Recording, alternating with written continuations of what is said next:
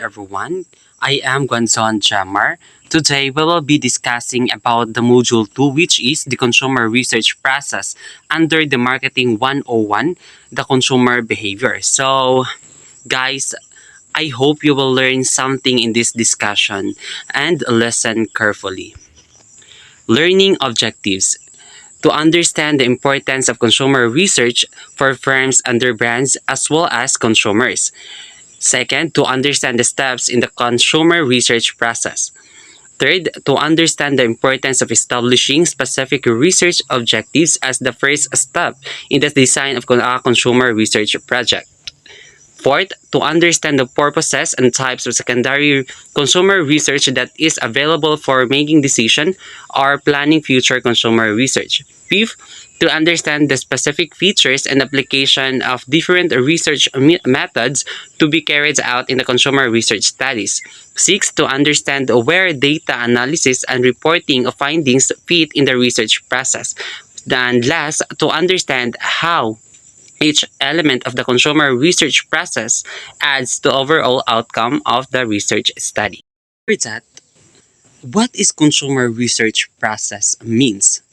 It is a type of basic research conduct to know the taste and preference of a customer so that the company can market their products according to their changing taste and preference.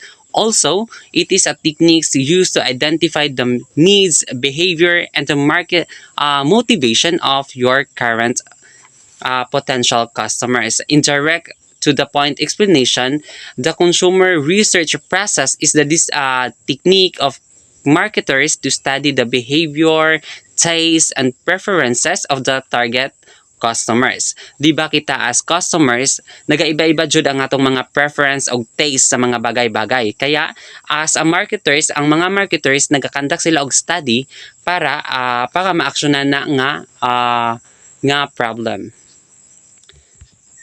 So next is, why do marketers regularly test print ads like this Gillette Complete Skincare before they are placed in media? The reason why, because they want to test the impact of this message before they are spending large amount of money. Di ba kita as a businessman or kuan, dapat before ta pagawas og products, dapat jud na jud na feedback sa atong customers, mga good feedbacks para ang imuhang kwarta di ka malugi.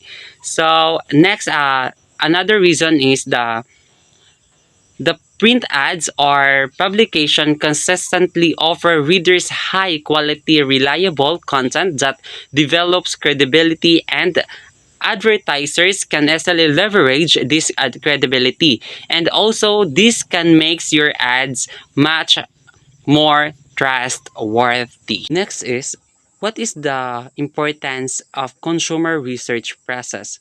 The importance of it is can help inform the development of customer strategies, marketing activity, products and propositions, branding, advertising, and communication. As marketers must understand our customers to design our effective marketing strategies, products, and promotional messages. So marketing strategies, it is a plan of action as designed to promote and sell a product. And a product, it is manufactured, and promotional messages, uh, it is a way you message your consumers to promote or advertise your business, typically offering sales, discounts, and coupons. It is sales alert, holiday promotions, and a flash sale like ni Shopee, di ba? Naga-promote si Shopee og katong mga flash alert nila nga promotions, like nga to. So, the consumer research process have two types, the secondary research and the primary research. The secondary research, it is an already published data and information gathered from other conducted studies and involves the summary or synthesis of existing research. It also contrasted with primary research. Uses si secondary research, ginagamit niya si primary as a source of data. Then C, um, primary research is collected first hand and it is original to the person using it. Goal to answer questions that have no been answered in published literature. And it is composed by survey or observation. There are two types also research, that is qualitative and the quantitative. Qualitative is a process of naturalistic inquiry that seeks an in-depth understanding of social phenomena in their natural setting. And the quantitative, it is deal with numbers, logic, and an objective stance. Focuses in numeric and unchanging data and data. So, kabalo naman ta kung unsa ang primary research, secondary research, qualitative, and quantitative kay last senior high ta, nakaagi jud ta ani. Developing research objectives. Defining purposes and objectives help ensure an appropriate research design. It is extremely important that research objectives are determined at the beginning of the process. Without this agreed upon roadmap for the research, money can be easily be wasted and research objectives not fulfilled. At this point, it is important to define the purpose of a particular study. So in simple sense, dinedefine or dinedescribe niya kung para saan yung research mo and bakit mo pinapursue or bakit mo ginagawa ang research. Ano ba ang goal mo? And if hindi mo ito gagawin, nagsasayang ka lang ng pera and effort dahil hindi mo talaga mamimit yung dapat i-meet na objective. A written statement of objectives help to define the type and level of information needed. And a small-scale exploratory study might be executed upfront if more information is needed by the researcher. Example ani kay a few group sessions and or a limited one-on-one interview. So maybe we can also include surveys. So para mas masabtan ninyo ang topic, imagine mag-open kag business nga school supplies or printing. Near sa school or atubangan sa school. So, unsa man ang 3 objectives of a research plan ang para sa imong business? Of course, determine the target market first, which is ang student or even the teachers sa school. Then, to set pricing strategies na affordable sa target market. And at the same time, dili ka malugi. And lastly, to design effective marketing messages. Next is, paano nimo mag-gather those data na need nimo sa pag-set og objectives para sa imong new business. So, natay duha ka option which is ang primary and secondary research. Ang primary research or data might include focus groups, surveys, and observation studies of local students and their traffic patterns. So, ang primary research or data kay directly from the source like doing interviews. The response is an example of primary research or data. Let's proceed to secondary research or data. It is a data that has been collected for reason other than the specific research project at hand. So, ang secondary data is a data that is not directly from the source. Example ani kay research study and uban pa. And then, secondary data has two types which is internal data and external data. Internal data is data generated in-house. May include analysis of customers' files and useful for calculating customer lifetime value. So, from the word internal is na lang siya sa sulod sa inyuhang business ang kailangan nga data. Ang example ani kay mga files or documents. Next is ang external data. So, data collected by an outside organization includes federal government, periodicals, newspapers, books, search engine. And commercial data is also available from market research firms. So, mauna ni siya ang katong mga data from the outside of your business. Note, secondary data is readily available. As an employee of a company, you may have access to the company's internal records and databases, which are rich with customer, intermediary, and company data. In addition, As a student, you can access many databases through your school library. Most of this external data comes from online databases which combine articles from books, newspapers, periodicals, as well as trade and academic journals. Some schools supplies access to commercial data including Nielsen, Arbitron, SRDS, and MRI or MediaMark. These are four of the many research companies that gather information and sell the data to companies and institutions. Another excellent source of information is the government. The web link on this slide will bring you to the US Census Bureau. This site is full of statistics and data on the US population and commerce. Discussion questions personal privacy. Many people do not like the fact that their personal data are used for marketing. Halos sa mga tao ay hindi nila gusto na malaman ng isang marketing ang kanilang mga personal data upang magamit sa isang market or marketing.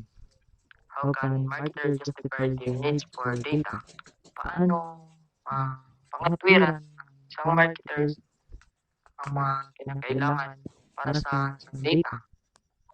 How can they acquire data and maintain customer privacy? Paano makuha nila ang mga data at papanatili ang privacy ng isang customer? So here's the solution. How can marketers justify their need for data? In many instances, marketers are gathering their data for truly provide better products and services. In addition, they want to know their customers better so they can better predict their needs. For example, if a company knows a customer's policy is about to expire, so they can contact the customers to determine if they want to renew their policy. So isang halimbawa, ikaw as ang marketer, may loyal kang customer na alam mo ang kanyang gusto sa iyong product. Then habang tumatagal, parang nagsasawa na siya sa iyong produkto, mas mabuting tawagan mo siya kung ano ang kailangan baguhin sa iyong product. Like, kailangan mo pang improve sa dati. Like, ganun. And how they acquire data and maintain customer privacy. A couple of things must happen here. First of all, companies should be careful in sharing information. If the information is sold, it should be always be ingredient and never expose ang customer's personal information. So, kailangan dapat mapanatili ang privacy ng isang customer. Wala dapat na makakaalam ng mga information na ito kahit na ito ay nabenta na. It should be always be integrated, never exposed. So, customers will be safe and hindi sila magagalit kung ganun ang gagawin. Second of all, they must be clear with the customer and how information will be shared. So, kailangan dapat ng permission ng isang customer kung paano natin ito ma-provide or ma-share ang kanilang info.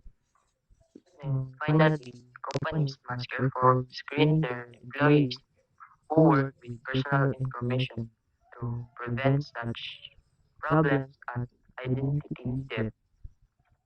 So, dapat ang isang kumpanya maingat nilang mapadaan sa screen ang kanilang mga employers lalo na nagtatrabaho sila sa isang personal information para ma-prevent din ang mga problema at identity theft. Designing primary research. Meron ditong qualitative research.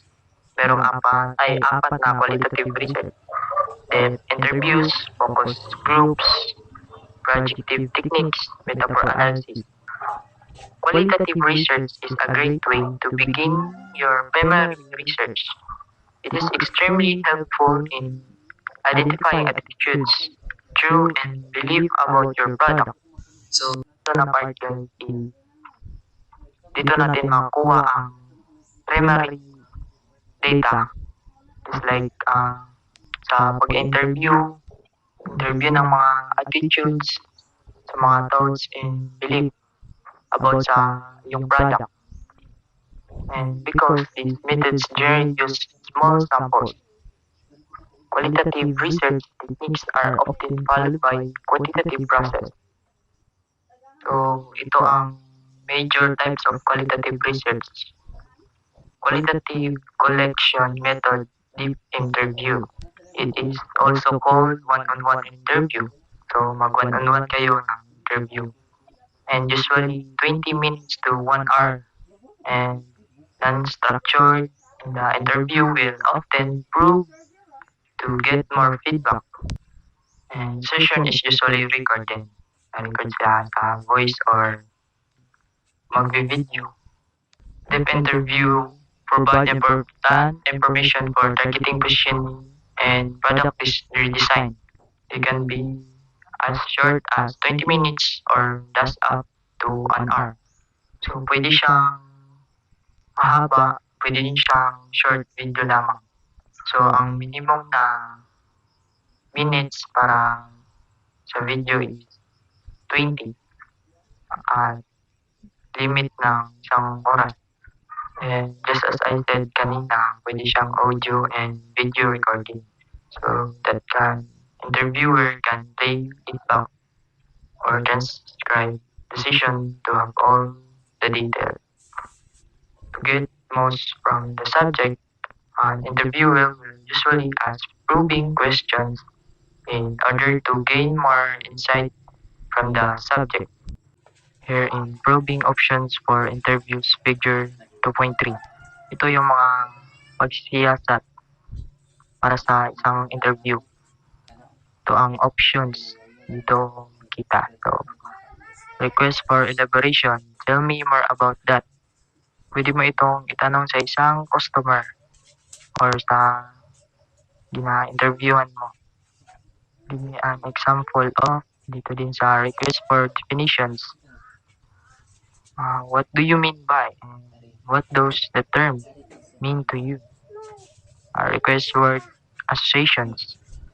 Dito ang what other words do you link with in blank products names products or ano. Give me some synonyms that also describes request. Dito din ang request for clarification. How does that differ from in what circumstance do you? Request for comparison. So how is blank similar to blank? Which costs more X or Y? What is the difference sa brand X or Y? Ganun. Yung parang nakita nyo sa television. Yun. Yung sa price, sa quality ng isang product. And request for classification. Where those blank fit, what else is in the category of blank? Silent proof. This is a non-verbal proof and is characterized by such actions as raised eyebrows or hand gestures, such as moving the right hand and rolling motions that signify, tell me more. So, ito yung mga sign, mga gestures pag nagre-record ng video. Kung hindi pa enough ang question or dagdag pa ng isang idea, probing subjects for more information can be very challenging, especially for people who are new to conducting research. So, magagamit ito sa pag-conduct ng mga research. Here's a group of questions which can be very helpful should you need to interview subjects for this course or another class. So, how the question should be more effective in different question situations. So, simple lang. So, dapat clear yung questions at hindi mahirap sagutin. Then, we will find some people who wants to interview and prepare important question. At dapat ang target mo na questionin na mga tao is yung bumibili ng mga product mo. Just for example, nagbebenta ka ng isang donut at yung may mga bumibili, yun yung mga tatanungin mo or interviewin mo kung ano ang quality ng yung product or satisfied ba sila. Yun. Qualitative collection method, focus group.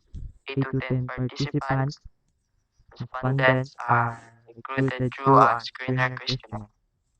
Lasts about 2 hours and always tape or video to assist analysis and often held in front of two-way mirrors. And online focus groups are growing, whereas one-on-one interviews are conducted directly with the interviewer and respondent. A focus group uses a small group of subjects for the research. Some researchers favor this approach because the respondents interact with each other and build off each other's comments. In addition, many people's opinions are included in a shorter amount of time than individual interviews. A disadvantage of focus group is that participants might not always be honest and are less willing to expose private thoughts and personal views due to the presence of members. Researchers must be balance the advantage and disadvantage of this method when deciding if it's right for their research project. Discussion guides for research. Step-by-step outline for deep interviews and focus groups. Interviewers will often improvise and go beyond the discussion guide.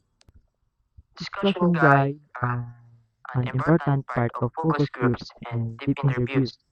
They provide an agenda for the sessions and help ensure that the researchers' objectives that were established for the research plan are met. Some interviewers follow the guide exactly, but most will go with the flow and let the participants' party drive the direction of the research. This is not to say that the points on the discussion guide are not covered, just that the session has a more natural flows based on the feedback of participants. Hello, I'm Genrick, and I will continue the report. My report is a focus group discussion guide figure.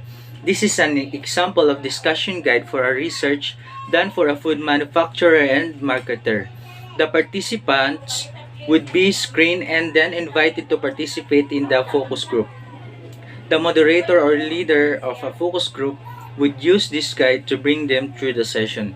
So this example is yung isang group leader is mamimili ng mga tao to bring them into a session or sa meeting.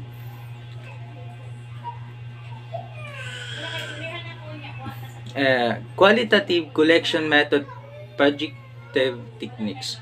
Research procedures designed to identify consumer subconsciousness feeling and underlying motivations.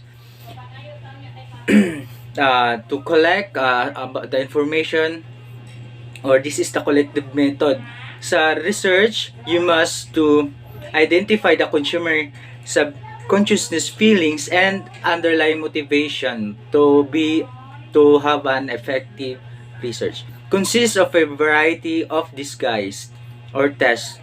So, the example, ang isa sa mga variety sa aning collection method is the test sa mga tao. Projective techniques have their roots in psychoanalytic theory and practice. As a group, they tap into the consumer unconsciousness associations and motivations. There are a variety of these techniques and they are generally administered one-on-one with the respondent in the closed setting. In many situations, the research purpose is disguised and the respondent simply knows they are answering questions for a researcher. Common productive exercise table. There is a four. Number one is a word association. The researchers has a list of words, some of them to be studied and some of this as filler. The researcher asks the respondent to react one at a time to each word by situation, or in a group focus group setting. Writing on a pad in the first word then comes to my mind and to explain the link. Uh, and the number two is the sentence complete, complete completion. Sentence completion number two. The researcher has a series of incomplete sentence that the respondents needs to complete in a word or phrase. So kung dili makompleto sa word association, the sentence completion ang magpadayon. Kailangan niyan ipadayon. Photo visual photo visual for storytelling. Storytelling. The researcher creates or selects a series of photos of consumers, different brands or products, range of prints, ads, etc. To serve as stimuli, the respondents are asked to discuss or tell a story based on the response to a photo or some other visual. So, isa ka method ani is the photo or visual or storytelling. You give them a photo and then you will get those reactions. Role playing. It is quite similar to storytelling. However, instead of telling a story, the participants will be given a situation to ask or to act out the roles, often with regard to a product or brand or particular selling situation. Role playing is just like a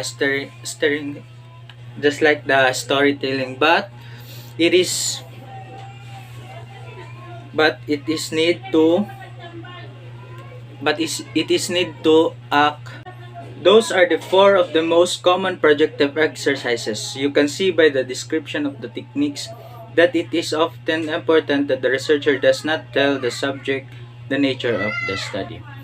Qualitative collection method, metaphor analysis. Based on the belief that metaphors are the most basic method of thought and communication. The basic method of thought and communication is the metaphors. Zeltman Metaphor Elicitation Technique or ZMET combines collage research and metaphor analysis to bring to the surface the mental models and the major themes of constructs and drive consumer thinking and behavior. It is believed that much of communication is nonverbal, and that people do not think as much in words as they did in image. Given this, they also use metaphors at the root of their thoughts and communication. Qualitative collection method, or in short, is looking in. Look at information from the threads and the posting of social media, include blogs and discussion forums. So, collection method is you are looking in the social media or the other platforms or blogs to what they discussed in the forums. Methodology and methodology to capture consumers' experience, opinions, forecasts, needs, and interests.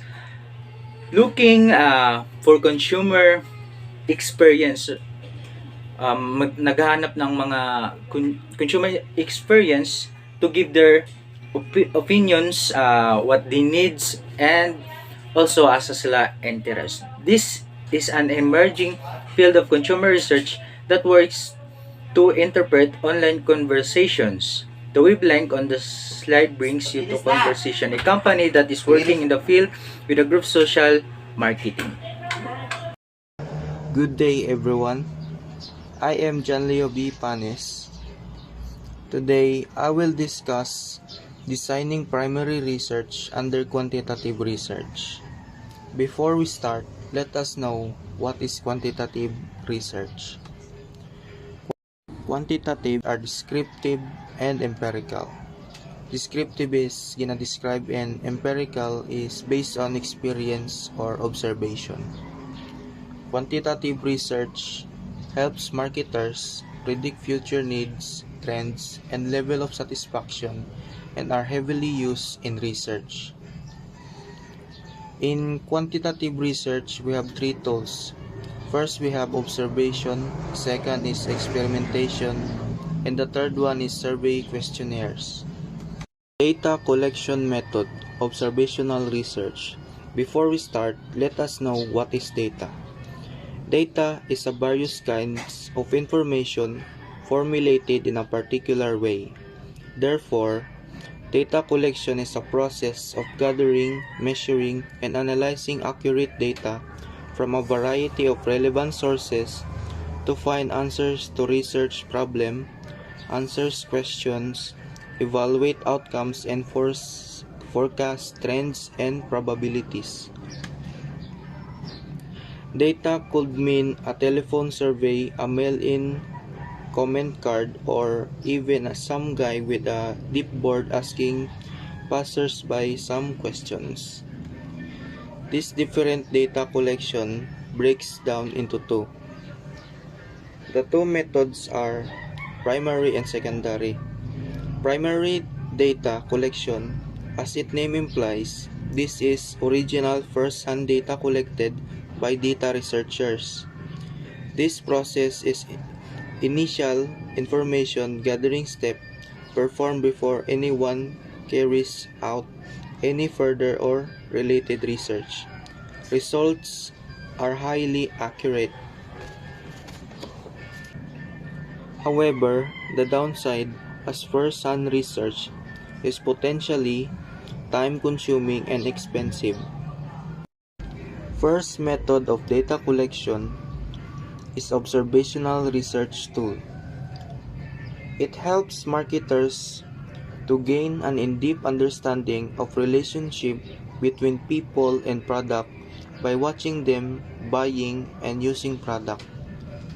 Helps researchers gain better understanding of what the product symbolizes.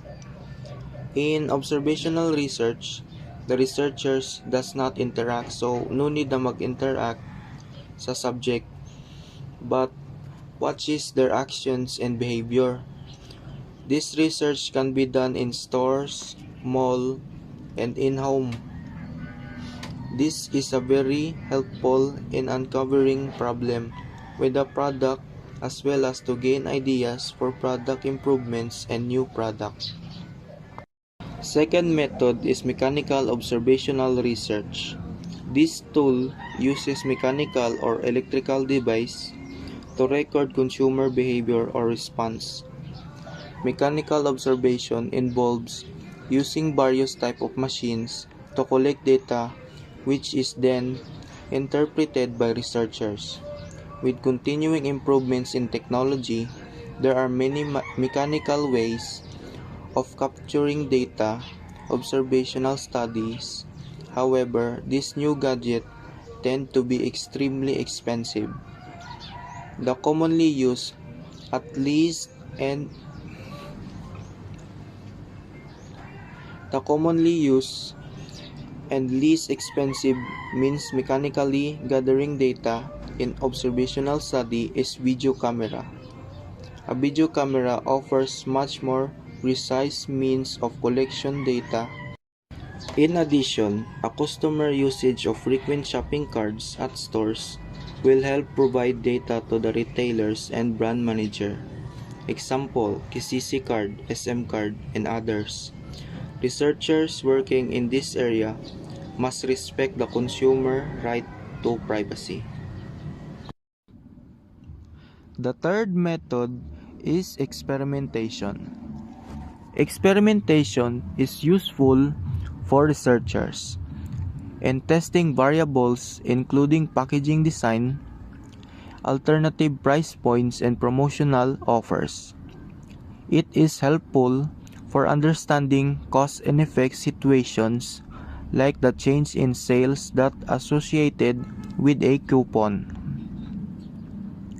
Test marketers involves bringing the product to market in only one area and then measuring the customer response. With this limited rollout, marketers can decide if national campaign and introduction make sense for their product. In the end, experimental marketing is the process of testing variety of marketing strategies to see which one work the best with the target customers and which one generate new leads for building new customers market. Next, here we have data collection methods table. These are four major survey methods. This table summarizes their advantages and disadvantages. As you can see, they differ in their speed, cost, response rate, three very important factors to consider when designing market research. Online survey are become increasingly popular because they are easily to use, inexpensive, and can be very spread out respondents. Here we can see in the table are the four major survey methods. We have mail, telephone, personal interview, and online. In the table, we can see their advantages and disadvantages of each survey. So let's start with the mail. Mail questionnaires are difficult for some people to use and people have to think first before they respond. Second is telephone interviews. Telephone interviews are less expensive than in-person interview and may be more less expensive than mailing depending on the number involved. Access to some people is easier by telephone, however, not everyone has one. So, next is personal interview. Getting information in a person may be the most personal approach and most effective way of gaining trust, cooperation from the respondent. For the last one is online. So online questionnaires are the most popular among them because it is less expensive, easy to create, and easy to use. Validity and reliability. Validity and reliability are concepts used to evaluate the quality of research. They indicate how well a method, technique, or test measures something. Reliability is about the consistency of a measure and validity is about the accuracy of a measure. Validity. The quality or state of being valid, such as the state of being acceptable according to the law, the validity of the contract is being questioned. Reliability is defined as the degree to which a measurement is error-free and provides consistent results over time. For example, if your scale is off by 5 pounds, it reads your weight every day with an excess of 5 pounds. The scale is reliable because it consistently reports the same weight every day, but is not valid because it adds 5 pounds to your true weight. It is not a valid measure of your weight. Attitude scale. One of the most popular techniques of attitude measurement is the Likert scale. Using this scale, the attitude researcher asks the consumer respondents to indicate the degree of approval with a statement relating to the attitude object. Respondents are given the choice of 5 responses regarding the statement. Behave intention scale, a method of rating or predicting likelihood of a prospective consumer to purchase a particular product within a given time. And rank order scale. A rank order scale gives the respondent a set of items and asks them to put the items in some form of order. Customer satisfaction measurement. A customer satisfaction measurement measures on average how satisfied or unsatisfied customers are with your product, services, or customer success program. The general purpose of customer satisfaction surveys is to assess how satisfied our customers are with different aspects of your product or services. Sampling and data collection. Sampling and data collection is how to get your respondents. For example, randomly, anyone can answer your survey or study in data collection. That's how you get the data through survey or interview, etc. And last, the data analysis and reporting findings. The data analysis is where we will analyze your study if what you got from the report findings and results. In addition, data analysis and reporting findings, open-ended questions are coded and quantified. Also, all responses are tabulated and analyzed. Final report includes executive summary, body, tables, and graphs. So that's all for this reporting. I hope you learned something today, guys. God bless and keep safe.